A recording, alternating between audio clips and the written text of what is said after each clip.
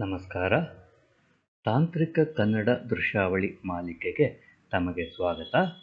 ಇದು using the DSP kit ಸರಣಿಯ 9ನೆಯ ಕಂತಿನ ಮೊದಲ ಭಾಗ. ಇದರಲ್ಲಿ ಇಮೇಜ್ ಪ್ರಾಸೆಸಿಂಗ್ ಹೇಗೆ ಮಾಡುವುದು DSP ಕಿಟ್ಟಲ್ಲಿ ಅಂತ ನೋಡೋಣ. ಇದರಲ್ಲಿ ಮೊದಲು ಇಮೇಜನ್ನು ನಮ್ಮ ಪ್ರಾಜೆಕ್ಟ್ ಗ್ರೂಪಲ್ಲಿ ಹೇಗೆ ಆ್ಯಡ್ ಮಾಡುವುದು, ಯಾವ ರೀತಿಯ ಇಮೇಜ್ ಇರಬೇಕು ಅಂತ ನೋಡೋಣ. ನಂತರ ಅದು ರೆಗ್ಯುಲರ್ ಕಂಪೈಲೇಷನ್ ಆಗುತ್ತದೆ. ಹಾಗೂ ರನ್ ಮಾಡಿದ ಮೇಲೆ ಇಮೇಜನ್ನು ಹೇಗೆ ಡಿಸ್ಪ್ಲೇ ಮಾಡಬೇಕು ಅಂತ ನೋಡೋಣ. ಕೋಡ್ ಕಾಂಪೋಸರ್ ಸ್ಟುಡಿಯೋದಲ್ಲಿ ಡೈರೆಕ್ಟಾಗಿ .jpg, .bmp, .gif ಈ ತರಹದ ಇಮೇಜ್ಗಳನ್ನು ಡೈರೆಕ್ಟಾಗಿ ಓದಲು ಸಾಧ್ಯ ಇಲ್ಲ. ಅಥವಾ ಇಂಟರ್ನೆಟ್ಟಲ್ಲಿ ಇರುವ ಈ ರೀತಿಯ ಫೈಲ್ಗಳನ್ನು ಓದಲು ಸಾಧ್ಯವಿರುವ ಪ್ರೋಗ್ರಾಮ್ಗಳನ್ನು ನಾವು ಇಲ್ಲಿ ಬಳಸಬಹುದು. ಅಥವಾ ಇಮೇಜನ್ನು ಒಂದು ಕ್ಯಾರೆಕ್ಟರ್ ಅರೇ ಅಂತ ಕನ್ವರ್ಟ್ ಮಾಡಿದರೆ ಅದನ್ನು ನಾವು DSP ಕಿಟ್ಟಲ್ಲಿ ಸರಳವಾಗಿ ಬಳಸ್ಕೋಬಹುದು. ಅಂದರೆ ನಮಗೆ ಇಮೇಜನ್ನು C file as a character array ಅಂತ ಇರಬೇಕು. ಅನ್ಸೈನ್ ಕ್ಯಾರೆಕ್ಟರ್ ಯಾಕೆ ಅಂತಂದರೆ ಅದಕ್ಕೆ ಸೈನ್ ಇಲ್ಲ. ಹಾಗೂ ಅದನ್ನು ನಮ್ಮ ಪ್ರೋಗ್ರಾಮ್ನಲ್ಲಿ ಡೈರೆಕ್ಟಾಗಿ ಇನ್ಕ್ಲೂಡ್ ಮಾಡಬಹುದು. ಅದು ಹೇಗೆ ನೋಡೋಣ. ಕೋಡ್ ಕಾಂಪೋಸರ್ ಸ್ಟುಡಿಯೋದಲ್ಲಿ ಇಲ್ಲಿ ನಮ್ಮ ಪ್ರೋಗ್ರಾಮ್ ಇದೆ. ನಾವು ಇಮೇಜ್ ಸೈಜ್ 256 x 256 ಅಂತ ಹೇಳ್ತೀವಿ. ಅದಕ್ಕೆ ರೋಸ್ ಮತ್ತು ಕಾಲಮ್ಸ್ನ 256 ಅಂತ ಡಿಫೈನ್ ಮಾಡಿದ್ದೇವೆ. ಓವರಾಲ್ ಇಮೇಜ್ ಸೈಜು 256 × 256 ಇರುತ್ತೆ. ಅದನ್ನು ಸೈಜ್ ಅಂತ ಇದು ಮಾಡಿದ್ದೇವೆ. ಅದನ್ನು ಇಲ್ಲಿ ಡಿಫೈನ್ ಮಾಡಿದ್ದೇವೆ.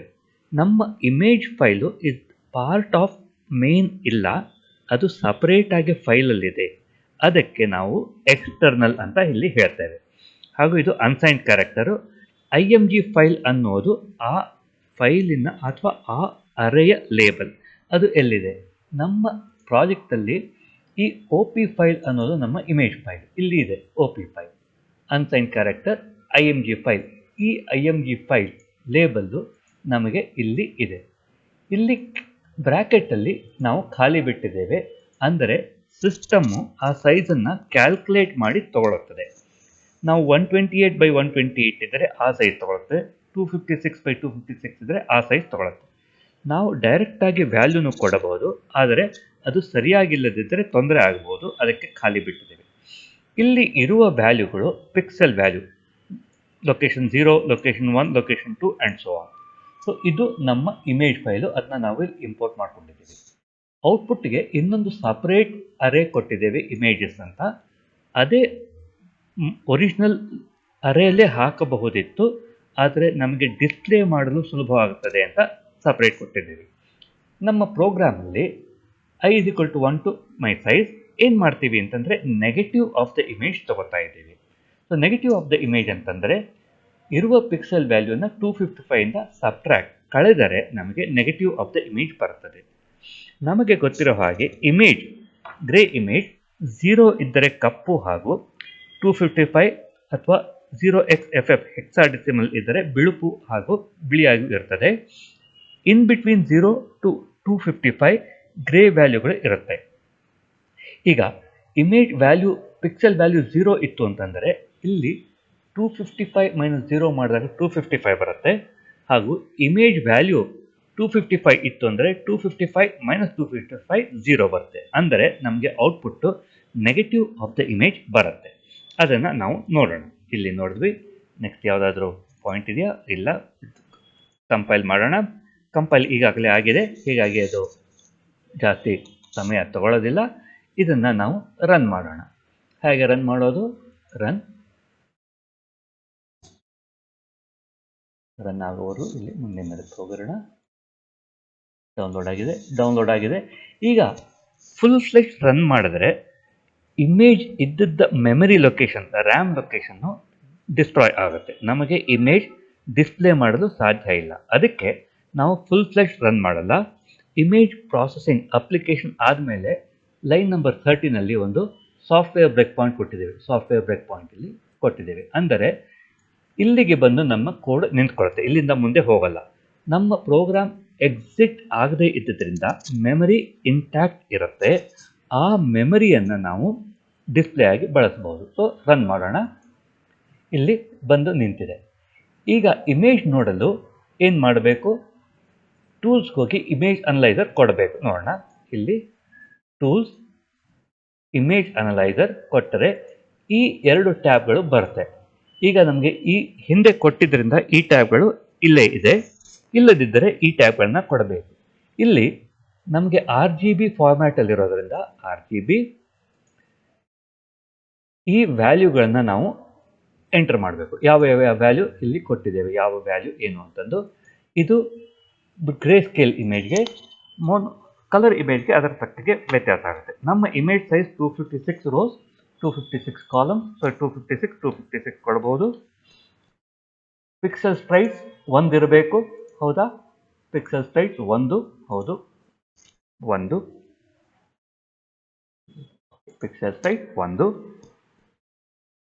0xFF ಇದು RGB 3 ಎನೇಬಲ್ ಮಾಡ್ತೇವೆ, ಅಥವಾ ಬೇಕಾದಕ್ಕೆ ಬೇಕಾದ ವೇಟೇಜ್ ಕೊಟ್ಟು ನಾವು ನೋಡಬಹುದು. ನಮಗೆ ಎಲ್ಲದಕ್ಕೂ ಈಕ್ವಲ್ ವೇಟೇಜ್ ಇರಲಿ ಅಂತ 3 FF ಕೊಟ್ಟಿದ್ದೇವೆ.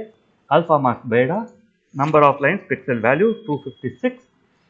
ಇದರಲ್ಲಿ ಯಾವ ಇಮೇಜ್ ಡಿಸ್ಪ್ಲೇ ಮಾಡಬೇಕು ಅಂತ ಮೊದಲನೇದಾಗಿ ನಾವು ಇನ್ಪುಟ್ ಇಮೇಜ್ ಡಿಸ್ಪ್ಲೇ ಮಾಡೋಣ. img_file ಅಂತ ಇದೆ, ಅದನ್ನು ಕೊಡೋಣ. img_file. ಓಕೆ, ಇದು ಆಗಿದೆ. ಇದು ಕೊಟ್ಟರೆ ಈ ಟ್ಯಾಬಲ್ಲಿ ನಮಗೆ ಇಮೇಜ್ ಬರುತ್ತೆ. ಹೇಗೆ ತರಿಸೋದು?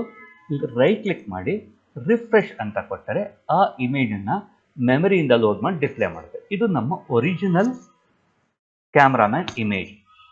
ನಾವು ನೆಗೆಟಿವ್ ಕೊಟ್ಟಾಗ ಕಪ್ಪು ಬಿಳಿ ಹಾಗೂ ಬಿಳಿ ಕಪ್ಪಾಗಿ ಕಾಣಬೇಕು. ಇದು ಕಪ್ಪಾಗತ್ತೆ, ಇದು ಬಿಳಿ ಆಗುತ್ತೆ, ಇದು ಕಪ್ಪಾಗತ್ತೆ, ಈ ಬಿಲ್ಡಿಂಗ್ಗಳು ಕಪ್ಪಾಗತ್ತೆ, ಹಾಗೆ ಇದು ಡಿಫ್ರೆಂಟ್ ಗ್ರೇ ವ್ಯಾಲ್ಯೂ ಬರುತ್ತೆ. ನೋಡೋಣ ಹಾಗೆ.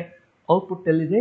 ಇಮೇಜಸ್ ಇದೆ. ಅದನ್ನು ನಾವು ಇಲ್ಲಿ start address instead of image file images ಅಂತ ಹೇಳೋಣ. ಅಂದರೆ ನಮ್ದು ಔಟ್ಪುಟ್ ಪ್ರಾಸೆಸ್ಡ್ ಇಮೇಜ್ ಇಲ್ಲಿ ಬರುತ್ತೆ. ರೈಟ್ ಕ್ಲಿಕ್ ರೀಲೋಡ್ ಕೊಡಬಹುದು, ಅಥವಾ ಈ ಐಕಾನ್ ಕೊಟ್ಟರೆ ರಿಫ್ರೆಶ್ ಆಗುತ್ತದೆ. ಇದನ್ನ ಕೊಡೋಣ ರಿಫ್ರೆಶ್. ಓಕೆ, ನೆಗೆಟಿವ್ ಬಂದಿದೆ.